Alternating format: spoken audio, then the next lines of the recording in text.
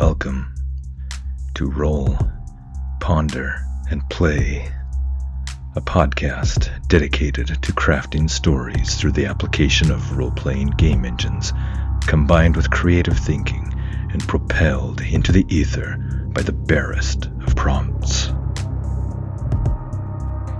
I'm Jared Hess, taking on all the roles of Game Master, Solo Player, Author, and Narrator. Come with me on a journey, and together let us explore realms of shadow, danger, and wonder.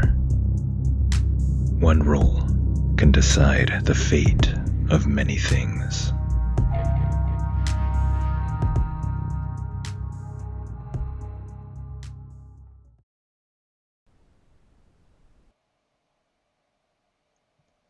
Welcome to episode 6 of the Queen of Shadows podcast on Roll, Ponder, and Play. I'm Jared Hess, your friendly neighborhood game master, solo player, author, and narrator. In our previous episode, Eilwen and Aaron leave behind Drystan in Rockriver with instructions for him to care for Kyffin so that they can move at speed through the mines and get ahead of the Wolf Fang warriors and their prisoners. They find the mine entrance one valley over to the west and enter it around mid-morning.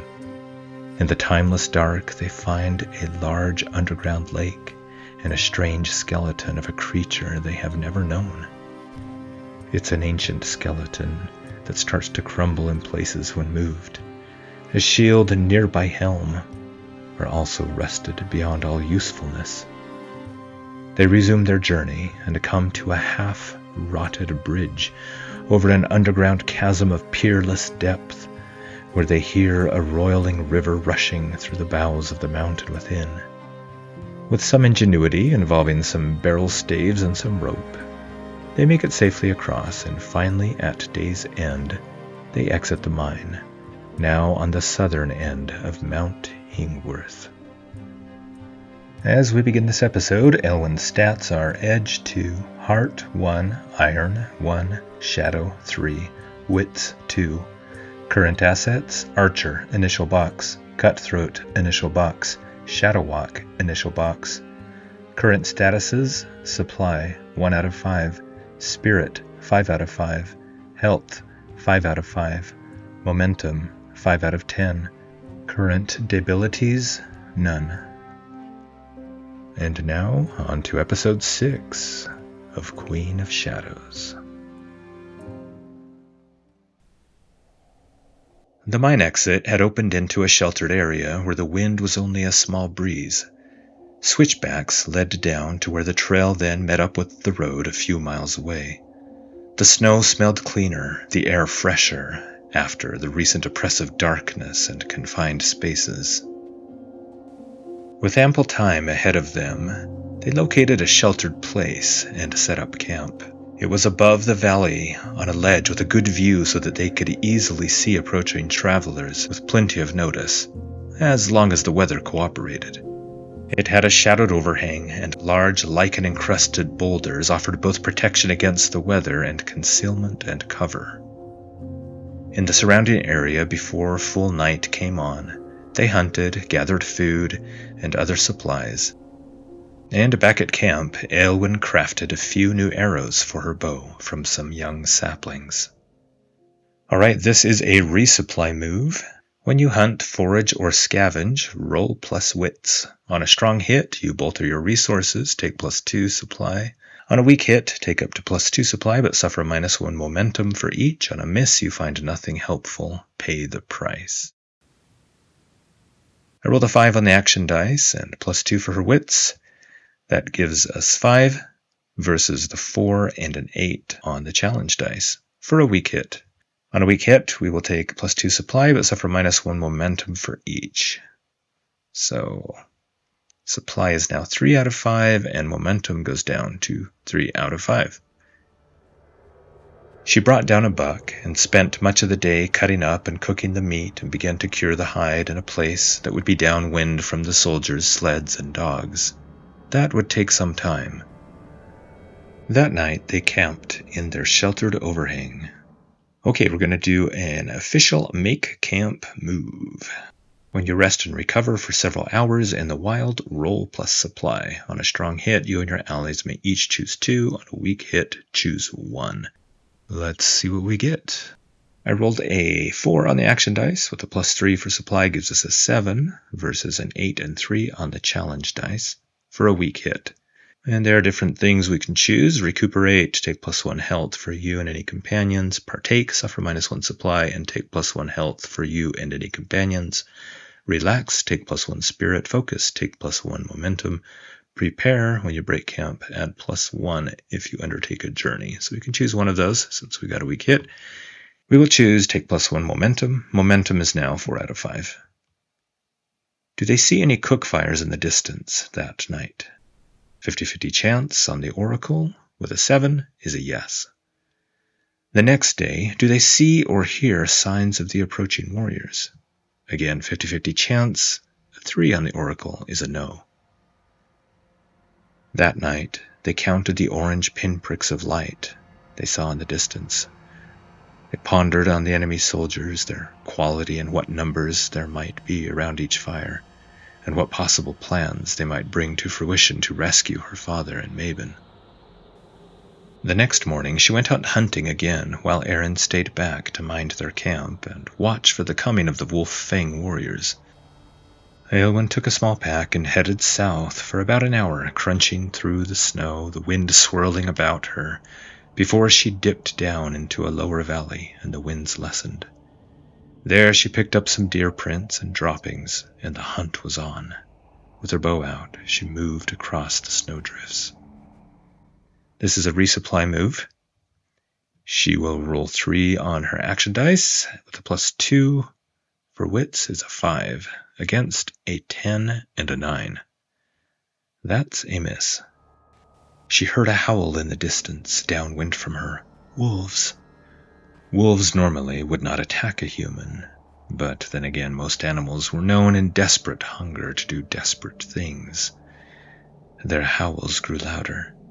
Had they scented her? Running in panic would do no good. She decided to give up the hunt, get downwind from those howls, and then get back to the camp as soon as possible. She carefully studied her surroundings. This is a secure and advantage move. When you assess a situation, make preparations, or attempt to gain leverage, envision your action and roll. She is acting with expertise, insight, or observation, so she will roll plus wits. She gets a 5 on the action dice, +2 for her wits is a 7, against a 3 and a 1 on the challenge dice for a strong hit. On a strong hit, you gain advantage, choose 1, take control, make another move now, not a progress move, and add +1, or prepare to act, take +2 momentum. She will take the +2 momentum, that brings her momentum up to 6 now.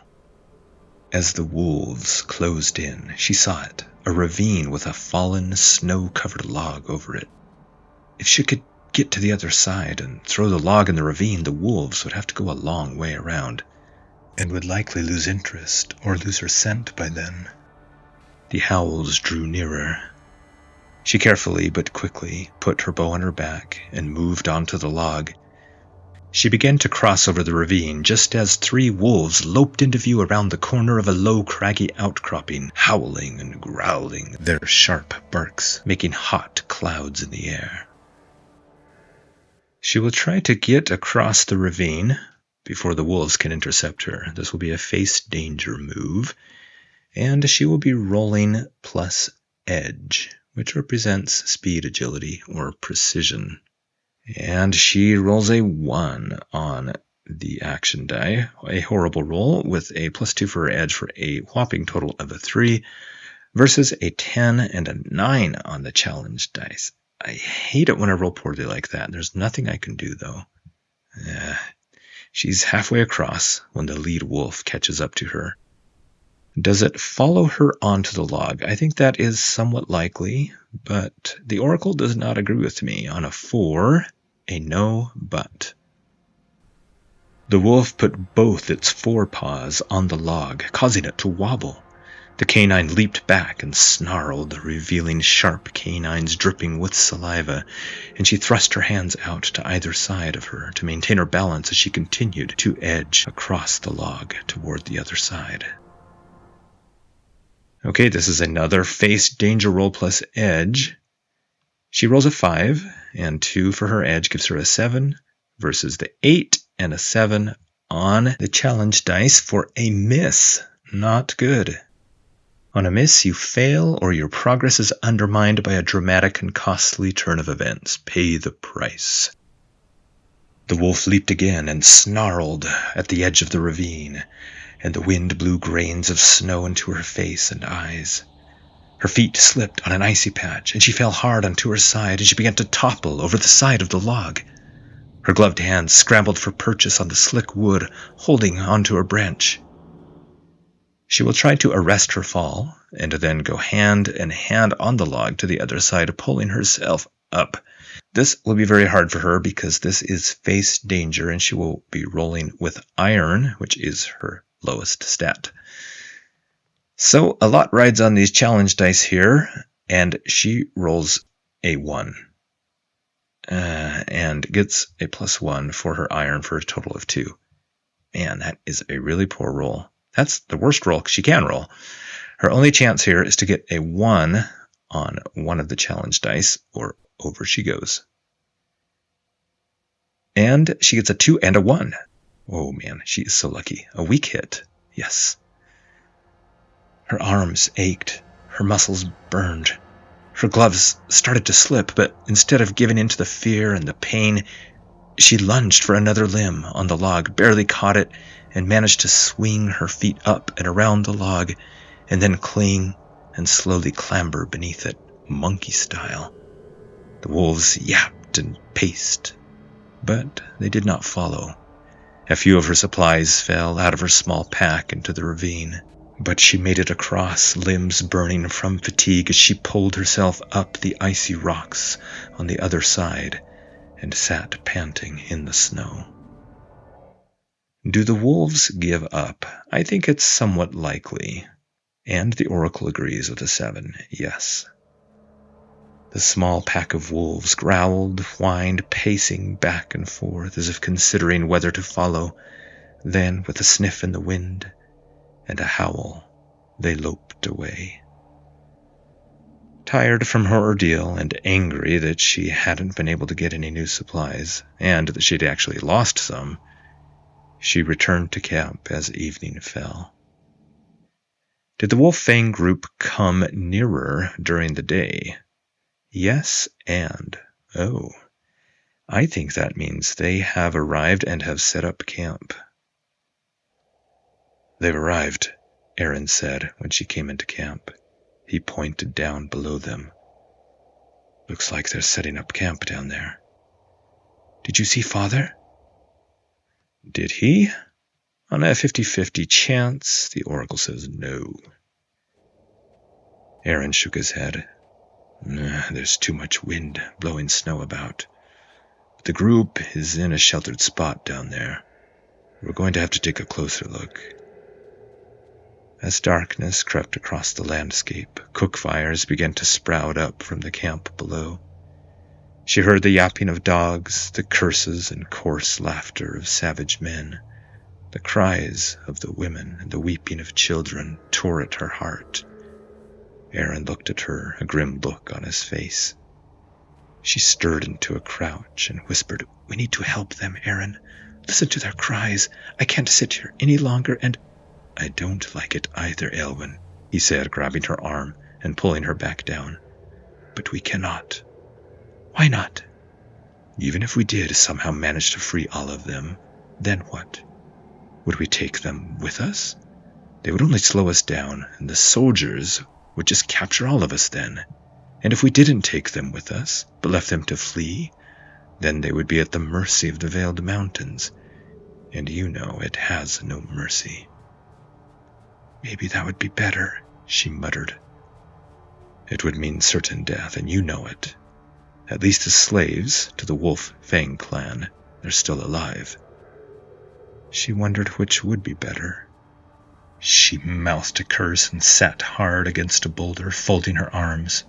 But she couldn't sit still. She yanked out her knife and stabbed it again and again into the frozen ground. She had to do something. "I know you want to help," Aaron said. "That's what makes you special. You're a problem solver, a fixer, a doer. I respect that. But I won't let you throw your life away needlessly. I vowed to protect you. How can I do that when your heart gets in the way of your head?" "What does that mean?" "You're too kind-hearted." "Is that a bad thing?" "No, but it's a soft thing, and it's going to get you killed.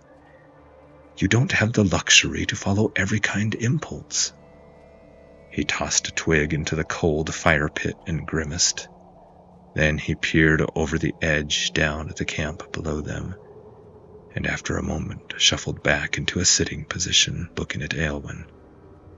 He leaned forward. Darkness had claimed the land, but she could still make out his face in the way that the world lights up when it snows. The large flakes alternated between drifting lazily and harried flurries that twisted at times into their sheltered recess. "You're going to have to make some uncomfortable choices to become a ruler of this divided people," he said finally. "I thought that's what I was doing." He shook his head. "You can't save everyone, Eilwen. You have to start thinking like a ruler." "Well, I've not had a lot of experience," she said. "I suppose you do?" Her voice rose above a whisper, but with the wind no one below seemed to have heard. Aaron shrugged. "I've watched Mabon," he said. "He's had to exile, even execute, some that he loved for the good of the settlement." "My vow of how I become queen is up to me." He shook his head. "Not entirely. Remember that I made a sacred oath on Mother's deathbed to help you." "Then help me rescue them." "Your rescuing the women and children down there has no bearing on whether or not you find the crown." "You don't know that," she said, her voice soft but hard. "It might." "You're letting your emotions get the better of you," he said. "Harold's beneath," she spat in a whisper, leaning towards him, her face inches from his. "So what if I am? Are we just going to sit here and listen to that?" On the keening of the wind they heard a child scream. "If we must, we'll get Father and Mabon. That is what we came for," Aaron said. "We didn't come here to get killed or captured by taking on nameless rabble." "They're not nameless. They're all people, real people with real hopes and dreams, real lives, Aaron." "I know that. You know what I meant," he said. "I don't know if I do. Explain it to me." "They are people, yes." He ran his hand through his hair. "Mothers and children, yes. But they are not central to your purpose of finding the crown. I swore to help you do that. That is my oath." "And if I command you as your queen?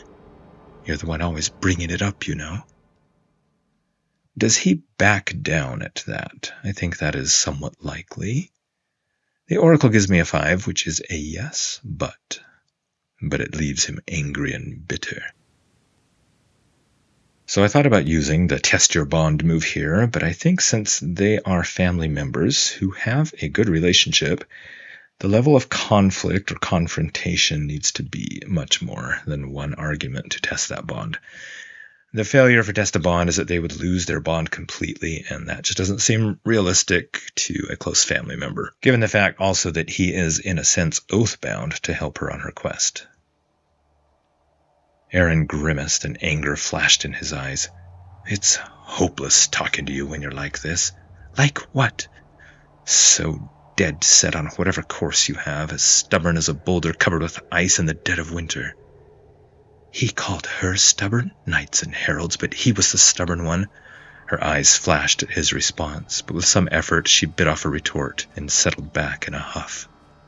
She folded her arms across her chest, looking past him down at the camp, and she tried to shut her ears to the cries of the women and the children. More time passed. Stars. But he was right. She couldn't do this alone. She needed help to free them, and it would be folly to pursue that course, heedless of the facts confronting her. The cold winds swirled about them, and as the camp below quieted, so did the emotions of the siblings. The noise below lessened, and soon all they could hear was the whistling wind. Eventually, she turned to Aaron. "You are right," she said, "at least about doing anything about it tonight. Now is not the time. I can see that, and it makes a kind of sense. But I promise you that I will rescue them, Aaron. I vow it upon my blade." She gripped the iron blade of her hunting knife in her hand. "And when I do," she said to herself, "you will not stand in my way, brother." Aaron studied her and eventually nodded, a frown darkening his face, but he said nothing more. She pulled her bearskin cloak about her and lay down to sleep. Her doubts and the whistling wind communed with each other, cold companions to her turbulent thoughts.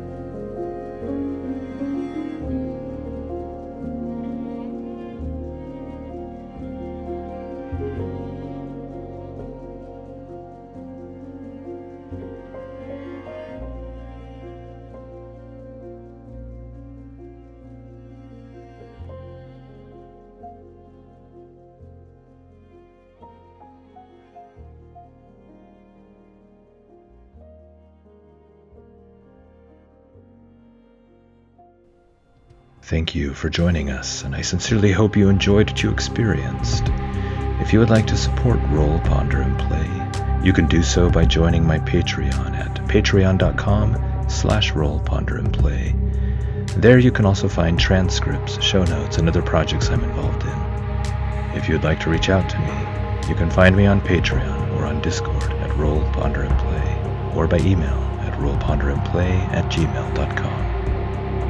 Until we meet again, may your own dice rolls ever bring you success.